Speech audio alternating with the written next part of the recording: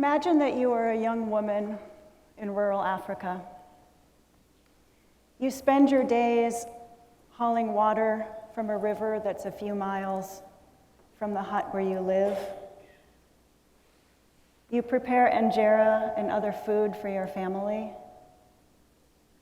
One day you're married to an older man and you become pregnant. The pregnancy seems normal, and then it comes time for the delivery. During the delivery, things do not go well. The baby's too big. The delivery goes on and on. It's 5 days of torture. Eventually, the dead baby comes out in pieces, but your own body is left terribly injured and torn. You're left leaking urine uncontrollably, and you're permanently incontinent. And so the people around you call you names. They hold their nose because you smell.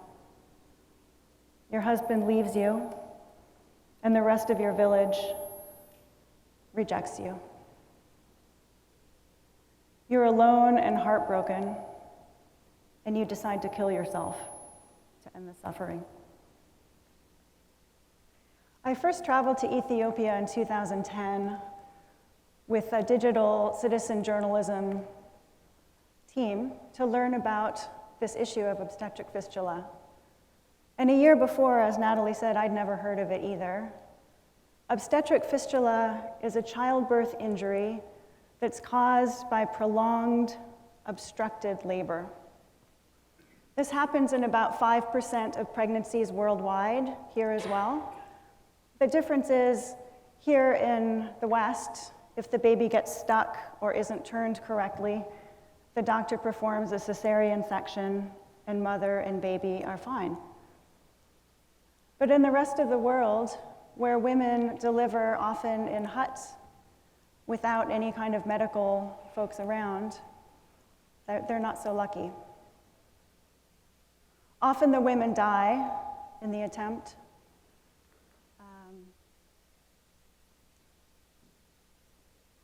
But if she lives, she's in danger of having a fistula. And the fistula is caused literally by the baby's head that's pushing against the mother's bony pelvis, and there's soft tissue damage.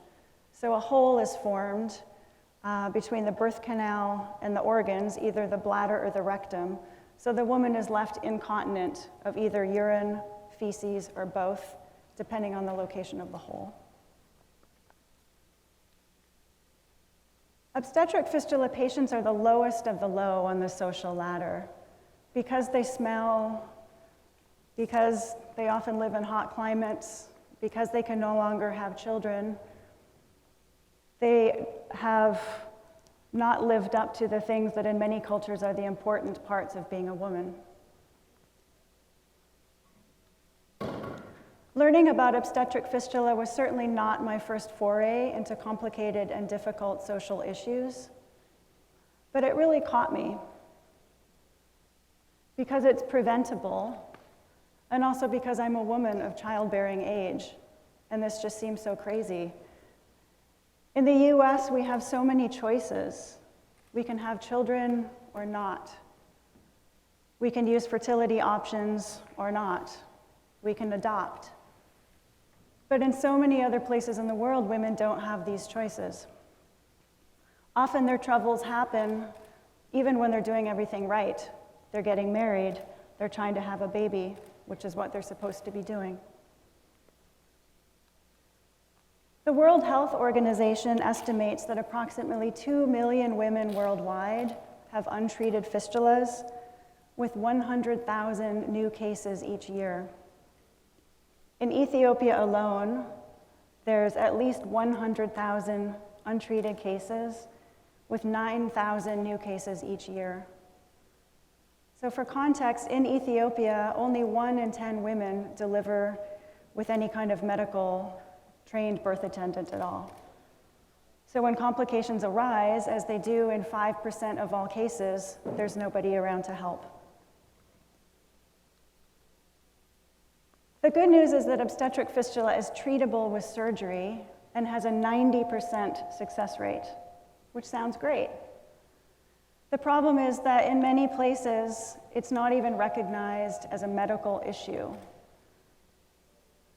It's that people think they've been cursed, or the husbands say, you must have had an affair when you were pregnant, that's why this happened to you.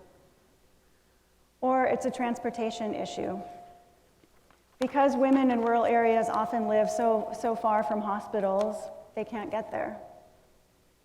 And because leaking women are not allowed on public transportation, they're not allowed on the bus, even if they had money to get there, which they usually don't.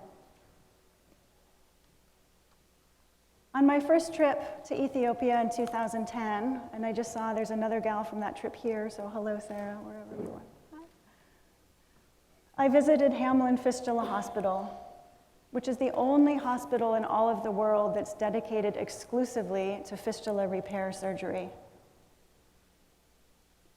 We met with fistula patients and heard about their suffering, but oftentimes these women are in seclusion and isolation, and they're so malnourished and neglected that their muscles have atrophied and they can no longer walk. Often they spend months in physical therapy doing the grueling work before they're even strong enough for surgery to even become an option. Before my trip, I heard really terrible stories about the men in Ethiopia, that they always rejected their wives, that they just left and remarried another woman quite quickly. And this seemed to me just unbelievably cruel. And then on that first trip, I walked out into the parking lot of the hospital, and I saw 3 Ethiopian men standing there. And I was curious. I mean, this is a women's hospital. And we started to have a conversation. I know they were curious about the white American as well. They told me that they had just driven 2 full days' drive from a village in western Ethiopia called Begi, which is about 80 miles from the border of South Sudan, and that they had brought 3 women with them for the repair surgery. And I asked them, were these your wives? No. Were these your daughters? No. They're complete strangers to us.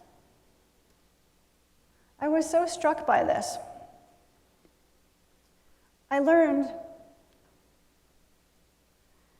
that 2 of the men were paid staff from a church organization, so they were paid to do this. But the 3rd man, this one, his name is Tsega, was just volunteering his time. And I was really, really caught by this and curious about his motivation. I mean, driving, I can't convey to you enough, driving alone in a hot, confined car with women that are leaking urine and feces is a really difficult thing to do, even if you are being paid for it. But to do this as a volunteer, to do this just because you care, was really striking. So I asked Sega, why are you doing this? Why do you care? I'm so touched by this. Why is this the case? And he smiled and he said really shyly, I have had the opportunity for some education. By training, I'm an engineer. And I know that men and women are supposed to be equal. The problem is, in my village, neither the men nor the women know this to be true. That the women in Begi and so many other places have such a terrible burden.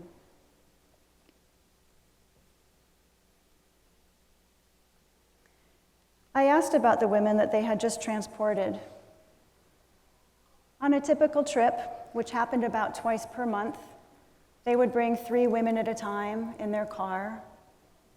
They wanted a full car because it's a really long way and petrol is expensive. And on this particular trip, on the day they were supposed to leave, only 2 women showed up. So then they had a dilemma. Do we make the trip anyway with just 2 women, or do we wait for a third? So they had a big conversation about this. Eventually, they decided to go anyway because the 2 women were in really bad shape and they needed medical attention. So the car started out, and after a time, there was a crowd on the road, and it forced the car to stop. So Tsega got out of the car and he went up to somebody and he said, "What's going on?" And they said, "There's a woman who's hanging from a tree and she's trying to kill herself." So he went over this woman and she was bleeding and she was not quite dead. And he said, "What's the matter?" And she was sobbing and she said, "I have fistula and no one will help me. And my husband has chased me from the house and my family's throwing rocks and I have nowhere to go and no one will help me." And he was able to say, "Come down from the tree.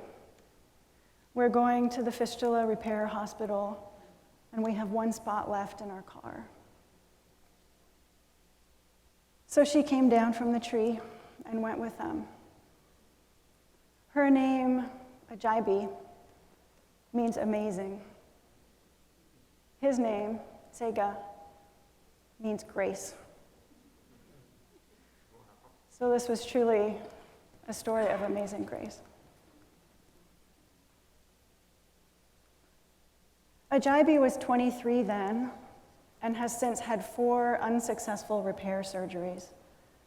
So unfortunately, sometimes, even when the surgeons do their best, if there's too much damage inside at childbirth, there's not enough tissue left inside to stitch together. So it was from that first trip and hearing that first story of this girl that my whole life has continued in this way. I thought about that problem and about Ajabi in particular over the next year, about her ongoing suffering and what would happen to her. And I had asked Tsega, what will happen to Ajabi and all of the women like her? And he just shrugged sadly and said, "It's a problem." In 2011, I went back to Ethiopia on my own for a month. I traveled out to Begi, I met with Ajabi, I brought together key stakeholders, and I just asked questions. What might be possible? What might I be able to do to help? I'm a white American. I don't know anything about anything of what would really help somebody. I certainly didn't know what would be appropriate in a rural Muslim African context. I had a tentative idea that I could build some kind of cooperative location where these women could live together and support one another, and it seemed like a good idea, right? And everybody that I talked to said that it would be a mistake. They said that this would be akin to building a leper colony, that fistula patients are already incredibly isolated, and to put them all together would isolate them further from the community, which is not what they needed. What they needed, and what their suggestion was to build a hydro-powered grinding mill, which would be using green energy. It would be diverting a river. Western Ethiopia is blessed with a number of rivers, unlike many other locations. So what they do is they dig a channel, they divert the water, it goes through, it turns a turbine, which grinds grain. So this helps hundreds of local families in the area, not just fistula patients. So local women bring the sacks of grain, barley, wheat, teff. It saves them from having to use the big mortar and pestle and do this back-breaking work by hand. Then there's a channel where the water goes back into the river again, so there's no negative consequence downstream. And having worked and done issues around water accessibility otherwise, this is a really important issue.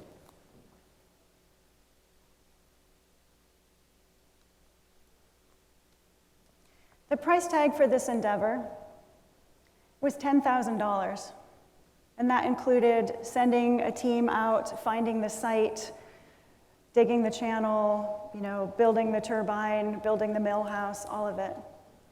So I went home from that trip with a plan. I came back to Seattle, I organized photos, I put together a fundraising evening, and I'm really humbled to say that I raised the $10,000 in a single evening. So the next year, I went back with 2 of the donors, and it was incredibly moving to see that, a year where I had stood before, where there was nothing but banana trees and jungle, there was now this completed mill. And I can't begin to tell you, this was amazing, right? It felt like such a success. I also brought groups of uncured fistula patients, including Ajayi, together for some days of conversation and healing and sharing. Some of the other work that I do is I do coaching and facilitation work, so this is a natural way of bringing people together and building trust and sharing stories, even though their stories are incredibly difficult. On subsequent trips back to Ethiopia, there have been additional steps forward, always looking through the lens of sustainability and local empowerment. So Ajayi, Melison, Ayalu, Rabia, Chabaki, Jafati, all of these women now have flocks of animals of their own and huts of their own with iron sheet roofs so they have a safe place to live. I've raised funds from incredibly generous individuals through a couple of different 501c3 umbrellas with organizations that approached me and offered to be a sponsor. I've toyed with the idea for years of whether or not I wanted to form my own nonprofit. So this is something that there may be folks here that are in that same dilemma.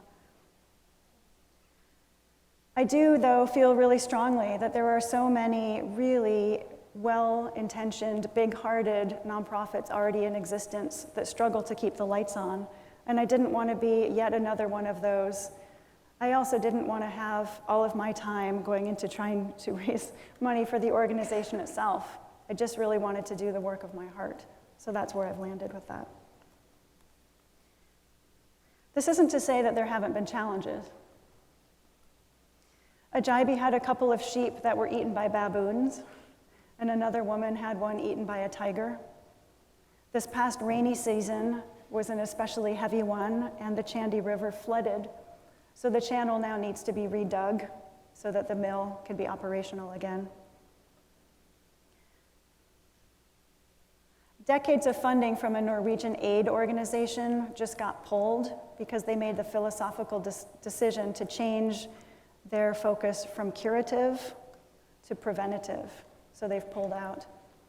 And even just in the last year, more than 100 women walked for days on foot to come to this compound, begging to be taken to the hospital, and were turned away because there was a lack of funding. And it's that kind of solvable logistic that absolutely breaks my heart. I mean, we can do better. Still, there have been such deep joys with this, and such connections and relationship with people that used to be strangers that are my friends now. And Ajayi, who really used to be in despair, now has such light in her eyes. She has a flock of sheep, she has a donkey, she has a place to live, and she has hope. A couple of years ago, Sega got married and invited me to come to his wedding. And he said, "Will you please come, Kristie, not because this is your project, but because you're my friend." And that's not an invitation that you turn down. I thought that I was coming to attend a rural Aroma wedding, but it turned out I was in the wedding. And then this beautiful blurring of gender lines allowed me access to the back inner workings of the time with the women, cooking and dancing and celebrating, but also with the men as an ad hoc groomsman. My 6th and most recent trip, this past October and November, had a focus on seeing about the feasibility of setting up a sewing cooperative. And this was run through the organization Days for Girls, which is based here in Washington State. And it was to see if it's possible to sew washable, reusable menstrual kits for girls and women with heavier, thicker versions of these kits, which were appropriate for leaking fistula patients. And I'm thrilled to say that because of the help of donors, there's now a sewing machine and this very scrappy and motivated local tailor who replicated the pattern overnight. So this portion of the project is off and running. I had another poignant visit with Ajayi and the other fistula patients, and we spent time together laughing. This is Mellison, and in 6 trips, this is the first time I've seen her smile.